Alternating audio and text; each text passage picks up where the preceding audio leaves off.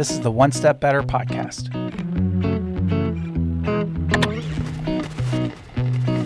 Helping small businesses make wins each and every week.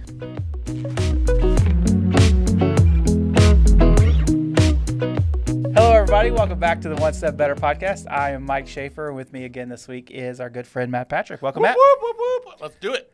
Matt, you have Calm too down. much energy, man. I already had a half cocktail. We're good. Today, we're going to talk about, honestly, one of the things I really enjoy talking about, and it's really a way to motivate employees, especially, we have a tight labor market. It's hard to find the right talent at the right time in the right jobs. And one of the things that has the potential to move the needle is your overall total compensation package, which is both cash and non-cash employee benefits. So today we're going to talk about employee benefits, some of the things that are maybe a little less known about that you can maybe offer, ways to creatively structure a benefit package, things that you might want to include in there, table stakes, a whole deal around employee benefits. And so it's going to be a fun conversation. But before we do that, we got to start with a fun topic. That way we don't bore you guys too much, too early. What's your favorite gift, Matt, that you've ever been given or that you have given somebody else? Okay. First of all, I love giving gifts. Like, it's always really super fun. I was fortunate enough to buy my dad a car. Oh, that's really cool. I bought my dad a 1953 MG. It was his first car he had when he turned 16. He bought it. It had been in a ditch. He paid $200 for it. And he drove it till the wheels fell off, and then he's always wanted one, and I happened to come across one, and Did you go get it out of the ditch? No, I bought him one for his 70th birthday. It was a couple years ago now, and it was a lot of fun. I'm glad I got to do that. The best gift I've ever been received, Mandy surprised me with Pebble Beach. So on my 38th birthday, we had a PASMA event, and she had Marilyn Monroe come sing me Happy Birthday, Mr. President. And it may or may not have been a cross-dressing man. It wasn't. I was about to ask Marilyn Monroe. What? How have I not heard that before? Yeah, it was a good story. All my PASMA buddies were there. We were all around a table. It was super embarrassing. But she made up for it because at the end of that, she handed me, we were going to do a long weekend at Pebble Beach. I played Pebble Beach. I played Spyglass, and we stayed at Pebble Beach. It was amazing. It was awesome. And to make that even better, I ended up deciding to fly my dad out. My dad ended up catching it on the second round of golf at Pebble Beach and play with us that day. Oh, that's so it was fun. really cool. I have a couple cool gifts, but that's the one that I remember the best. I loved the most. I would have loved to see the look on your face. Mandy said you were 9 shades of red. I was Yeah. so embarrassed, and I thank Rich and Tyler. Rich has it on video, and every couple of years he sends it to me just as a, hey man, don't think we forgot. It's been great, but it was good. I think Fun. It was a lot of fun. my wife is an incredible gift giver. She is. She is a billion times better than me at I love the giving gift she gifts. gives me. Yeah, right. She's very thoughtful. She's very generous. She's really good at it. And so last, I'm going to screw it up and I'm going to get in so much trouble.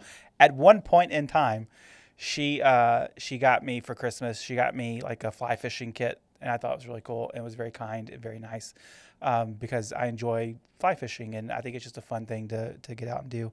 And that was a really cool gift. I enjoyed that one. Depending upon when this comes out, so this year is my 40th birthday. Oh, Coming out in October, and so depending on when this podcast comes out, it may be whatever I got for my 40th birthday. You never even know. So no pressure, Meredith. But I got a number for a cross-dressing Marilyn Monroe that might be fun. No. That would be fun. I think that my favorite gift to give. I don't know, because I'm not a very good gift giver. I don't think that's true. Oh, that's probably true because Meredith always makes up for you. Meredith. Yeah, she does. She does. We gave. I thought it was really fun because it was. Growing up, I have a sister. She's a year and a half older than me, and we would always do cards or little, $20 gifts or whatever. But now that we're adults and like our paychecks are a little bit bigger than they were when we had a part-time job. I expect a nicer card. So I expect a nicer card type of thing. So it was a couple years ago. when she turned 40, I bought her an Apple Watch. And that was really fun to do because You took her to Mexico one year. I did take her to Mexico. Yeah, Wait, I'm sorry. I took her to Mexico no, one year. I'll take credit. I did the work necessary and to I think be she went able to the Keys, right? She went to the Mexico and the Keys. Yeah. I did the work necessary so that you could take her to Cancun. I appreciate that, man. And so, yeah, she did get to do that. But I thought that was a fun gift, giving her an Apple Watch, because she had no idea. Because we've never really done like big or real gifts. It's always been smaller things, maybe $50. And so that was really fun. And she was really surprised by that. So that was a good time. Yeah, I love Christmas every year at the farm, as we do give pretty fun gifts, and I enjoy that a lot. It's one of my big highlights of the year is watching everybody go wild the first timers is the best part. They're like, oh my God, I had no idea. Yeah, it's fun. I love giving gifts. I'm just not good at it. Yeah, I love giving gifts too. I wish that I hate had receiving the gifts. thoughtfulness like that Meredith has of, hey, I really want to do this. The thing I like about the way that Meredith does it is she thinks about like the person. If it was going to be you, and she was going to say, hey, Matt is going to want X, whatever it is. I think this would be a really good gift for Matt because she knows Matt.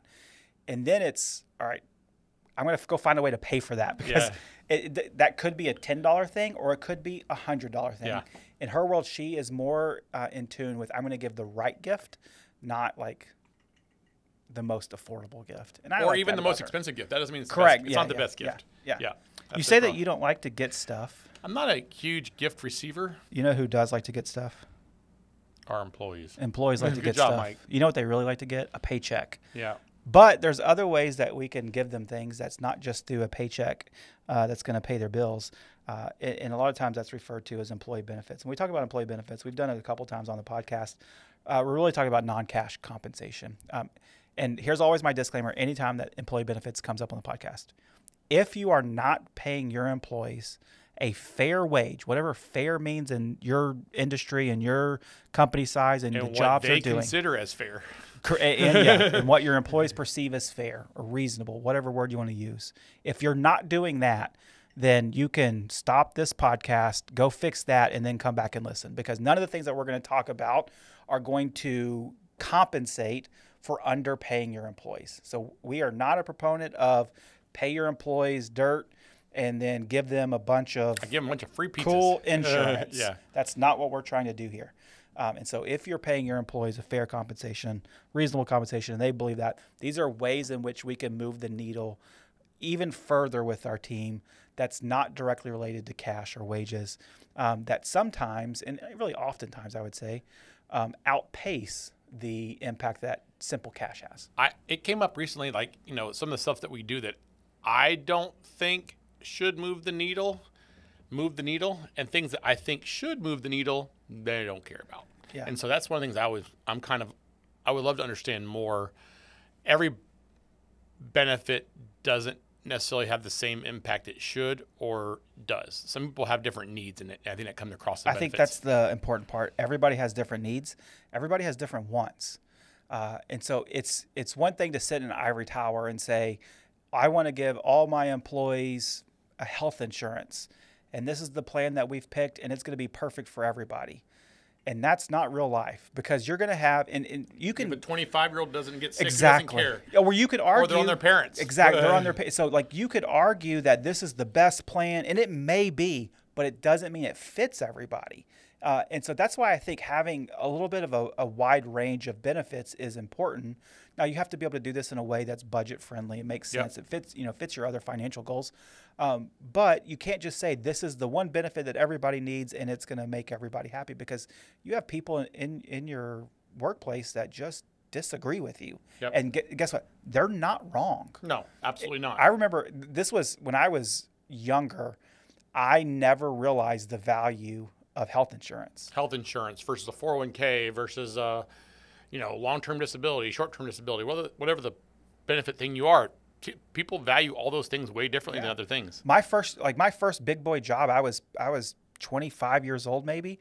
My first real salary type job, and they presented like, here's your cash compensation. All right, we're good there. And then and they made a big deal out of, but your benefits package, and it was, at that job, my benefits package was like 20% of cash. It was a big benefits package.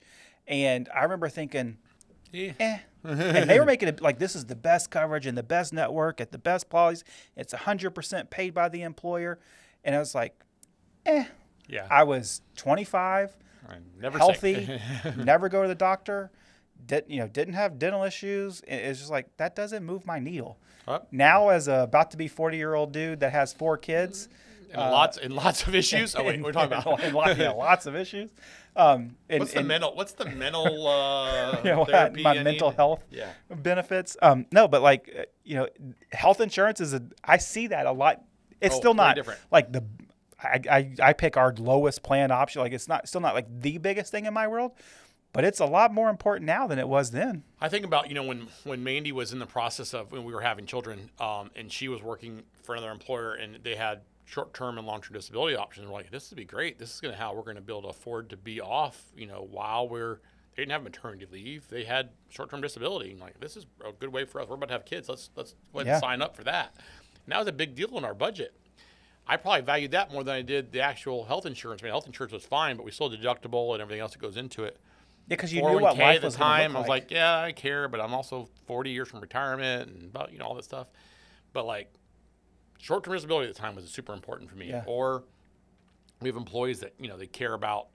It could be flexible work hours. It could be the ability to work from home. It could be the telephone reimbursement. Whatever things there may be that we do, everybody values something a little bit differently. Yeah. And I think that just goes, you got to know your team. Like Yep. you got to know what people like, what they don't like. And I think it's also important whenever you catch wind that maybe there is a benefit that's being offered that is not widely popular and it's just kind of a benefit, don't be afraid to just say, hey, you know what? We missed the mark there. I thought that was going to be a thing. It's not a thing. We're going to remove that. And we're going to find something different. Yeah. So I kind of want to start with like a mind, like what are we doing as a firm, right? So we offer what I think is a very strong and competitive benefit package that allows us to compete for the best people that we can, be as practical as we can, create as many options as that make sense, but also that's easy for us to administer. Right? And it fits our core values. And it fits our core value, which is a big deal. So we offer 3 options for health insurance. We have 2 of those have an HSA tie-in. One of those does not. All 3 tiers have different levels of premiums. We as a firm have decided that we're going to pay for employee only middle tier dollars. You can use those same dollars to go on against any plan. So if you want to go upper tier plan, you can use those dollars. Or if you want to go the lower tier plan and use the difference for your kids or your family, that's fine as well. But that's what we've decided to do. We pay for 100% of self-dental. We pay for 100% of self-vision. We found that was an easy way for us to give people options, but also the fact where dental and vision are a pretty inexpensive option for us to have. Mm-hmm. They're a good benefit. They're with a major provider, so we feel like that's a good option. The other thing that kind of aligned with my values was that we have a 401k, but we are a little unique in that we don't have a matching program. We give you dollars regardless of if you put a dollar in or not. I wanted all my employees to make sure they're getting something to retirement. It was my priority to think that they need to make sure that happens. And I think a lot of times with some people in different areas, they're like, well, if I don't contribute, it's okay. Well, they're just giving away, they're losing free money. I don't want them to lose the free money. So I'm going to be the first one that does it. We have 100% though of our firm right now is contributing to the 401k above and beyond what we give them, which means it's worked the way I wanted it to work. Yeah. We have a generous PTO policy that starts out 3 weeks right away when people start with us, and it matures as you with the firm. That we allow some flexibility there. We reimburse every employee in the firm some technology fee. We call it telephone expense reimbursement. There's a couple different tiers depending on the level you are with the firm, but everybody's getting that for the use of their personal cell phone with our work apps. Because we know that they're going to have to use it. Yeah. They're going to have to use it for our security. They're going to have to use it for apps that we need them to have. We want them to have our email on their phone. All that stuff is bundled in there. What else do we have, Mike? I think the one that we just rolled out here is the financial wellness. Financial wellness, yes. Through Smart Dollar, which is essentially a program that allows our employees to have access to both education and technology to help them in their own personal finances. So with Smart Dollar, and this is similar to other financial wellness benefits, but they have access to some training that is personal budgeting. What are some insurance coverages that you need to have? How do you save for retirement? What does it look like to save for kids' college? Tracking where your money's going. Yeah, what's the smart way to handle wealth, as Yeah. you build wealth over your career, that type of stuff.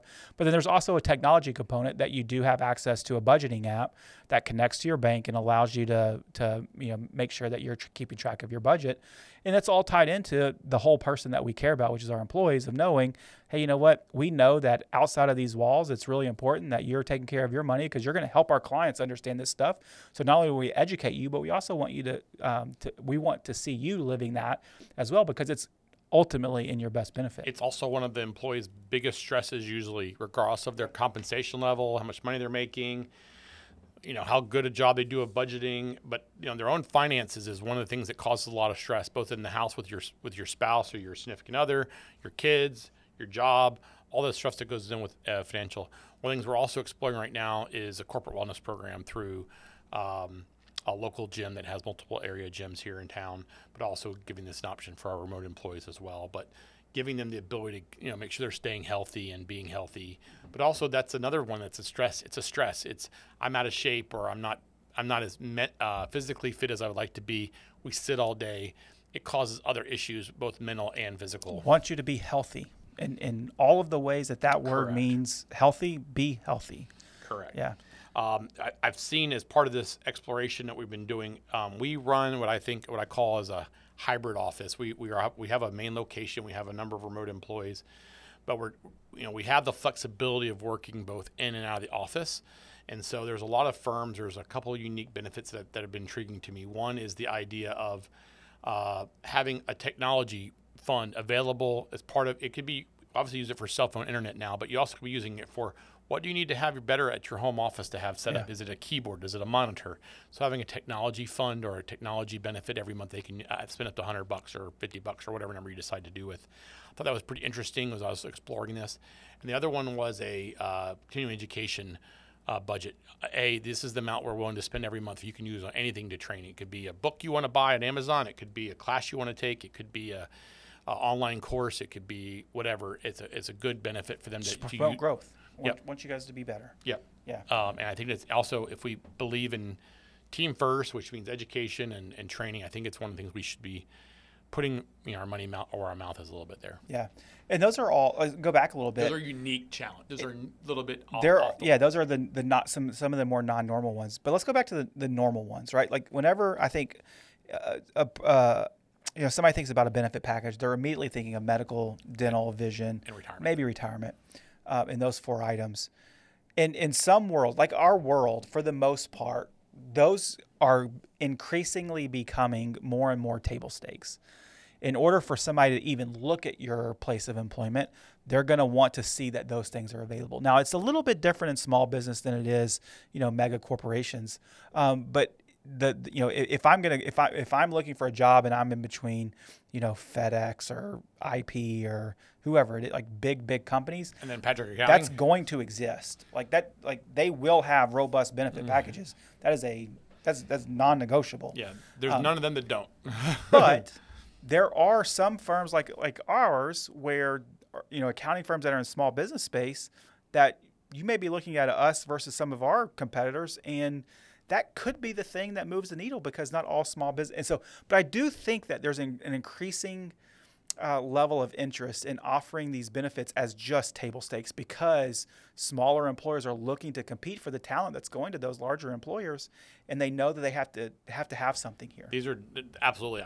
I can't imagine having a firm today where I have employees that I don't have what I consider is expected benefit packages. Like having a group medical plan is something that's not an option. Right. Like having a retirement plan is not an option. It may be a 401k, it could be a simple IRA, but you're going to have something to compete for the best people, because guess what? They're going to get that same thing elsewhere.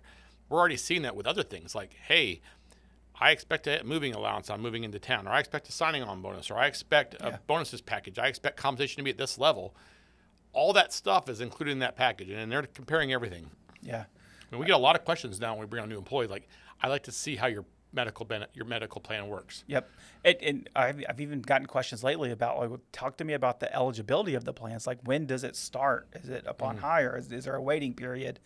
Like, I think that I'm getting more questions of people drilling into the non-cash piece of what we offer, where it's not that they're don't understand what it is, but they want to understand how it works to see, really, I think it is, how quick of an impact is this going to make for me?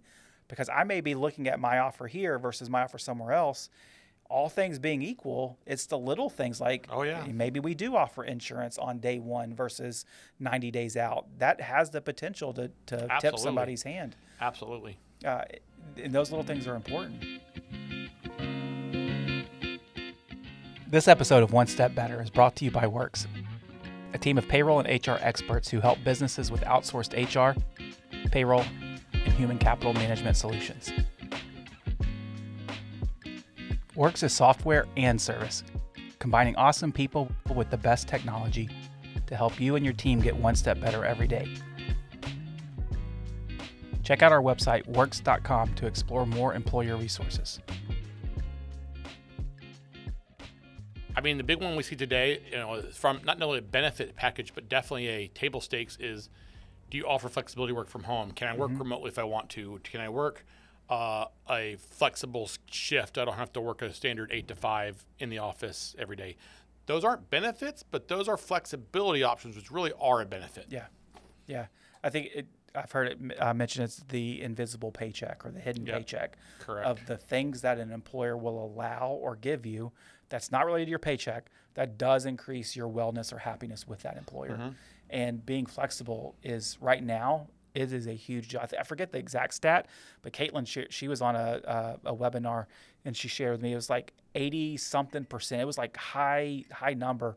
Like, I think it was 86-ish%, whatever it was. The applicants that are clicking on job ads and applying, they do that at 86% more for job ads that contain a remote or hybrid option versus just in office. And it's not, and I've said it probably on this podcast before, I am not a big believer in permanent full-time work remotely forever. I think that pendulum is going to swing back at some point and fall somewhere in the middle of a hybrid schedule. And I do think that I don't think there's very many people that are looking right now for a permanent full-time only in-office position, but they are looking for something that they can get some in-office time into.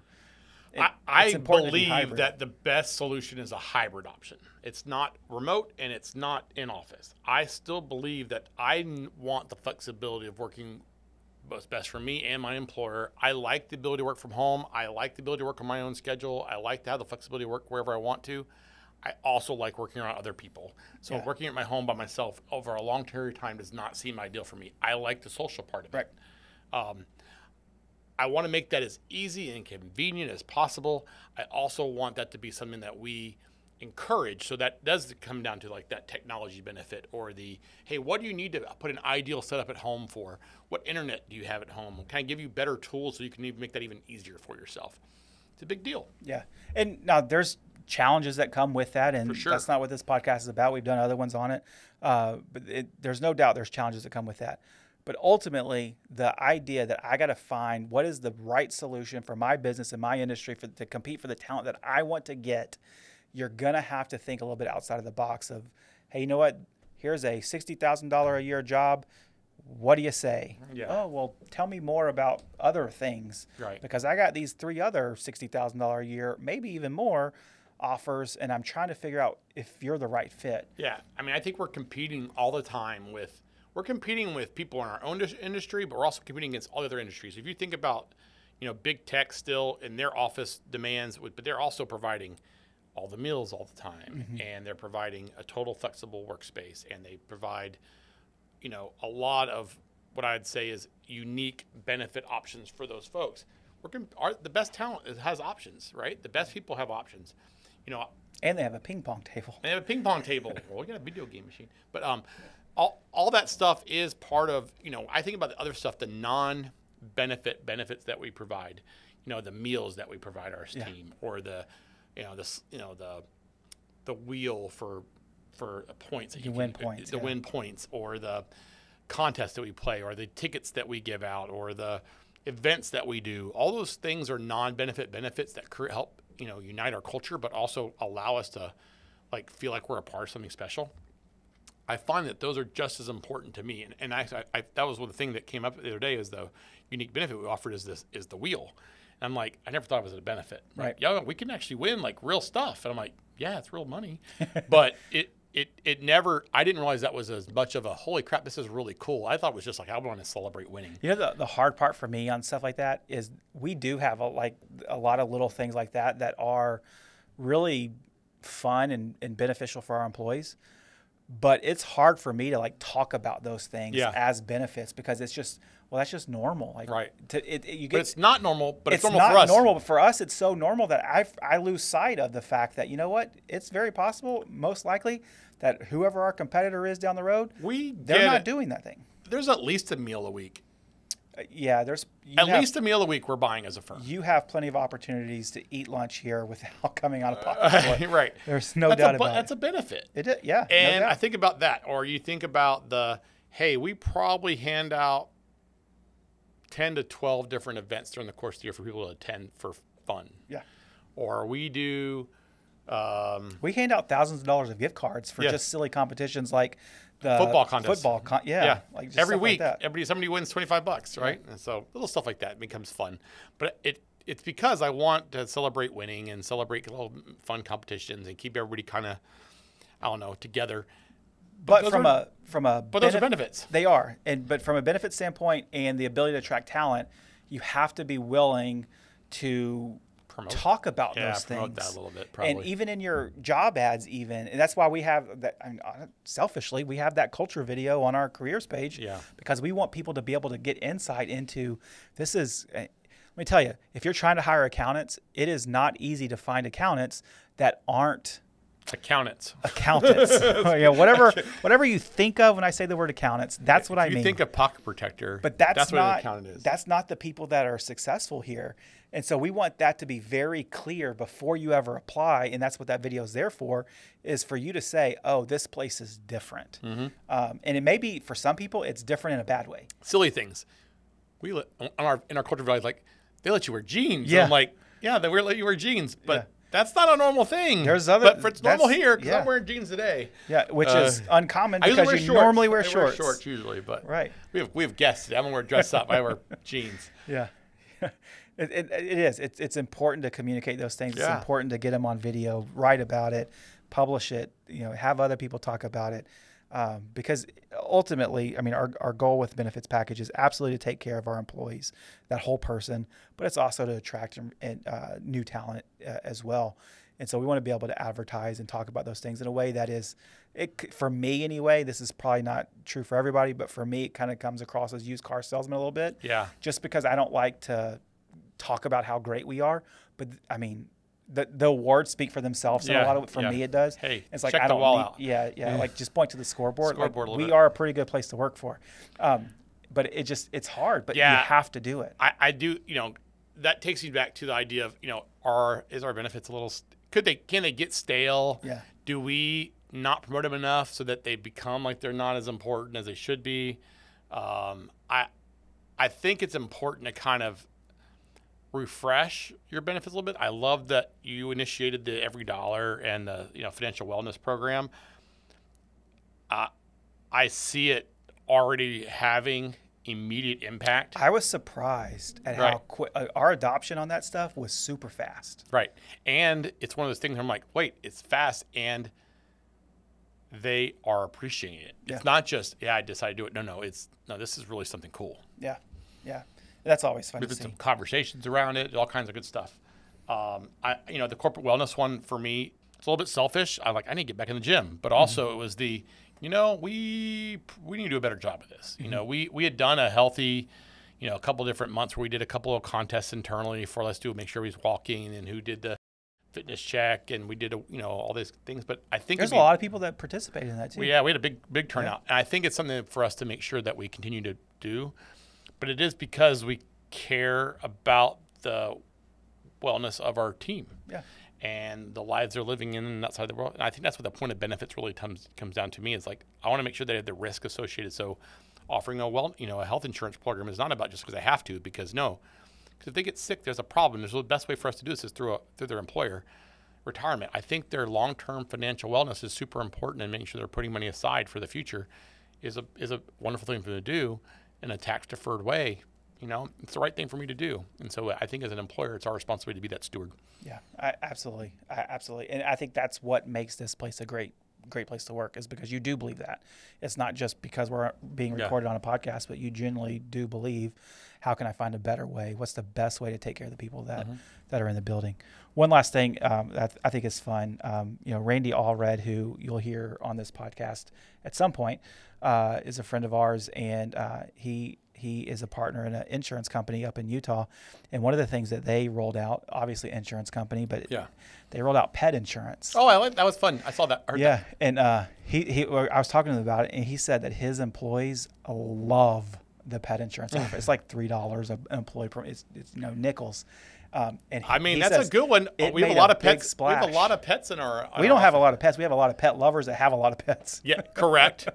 We don't let people bring their pets to work. We've had a couple of times come up with please let me. I'm like, that dog. But that's one that I would have never thought pet insurance would have moved the needle. But for him and his team, from a cost-effective one too, from a firm, absolutely, it was a big hit, which I thought that was kind of fun. Yeah, we'll roll that out. Right.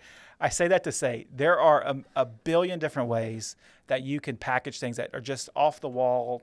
I think about the traditional ones, flexible spending. You think about like having a child care program. That'd be something that would be a unique way to do it. Child care, FSAs, even HSAs. There's a lot of things to do that. House cleaning, that was one that came out. There was another accounting firm that had a stipend that they would pay their employees for housekeepers or yard people. Landscapers is the word I was looking for. Yard people. Yard people folks. Just stand in their yard and just landscapers. We do things different in the South. Yeah. But I say all that to say there's a lot of fun ways that you can incentivize your team and reward them and give them benefits that maybe they haven't thought through. Maybe you haven't even thought through if you just spend some time thinking through, or even just Google crazy benefit ideas. Yeah, there's a bunch out there. There's a lot of stuff out there. And so know your team well, find ways that that these benefits will make a difference in your team, and don't be afraid to implement them. They're a lot of times they're not as expensive as you would think they are, and they actually do move the needle, not just on your current team, but also in the recruiting process. Yep. So thank you guys for listening. We really appreciate you joining us for another edition of the One Step Better podcast. Make sure that you subscribe and reach out to us if you have any questions or just want to drop a line. You can hit us up at onestepbetter@works.com. Thanks and have a great day.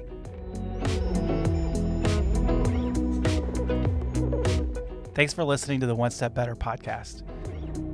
I'd really appreciate it if you would take some time to rate us 5 stars on your podcast player of choice, and make sure that you subscribe to our YouTube channel so that you never miss out on another episode. Thanks and have a great day.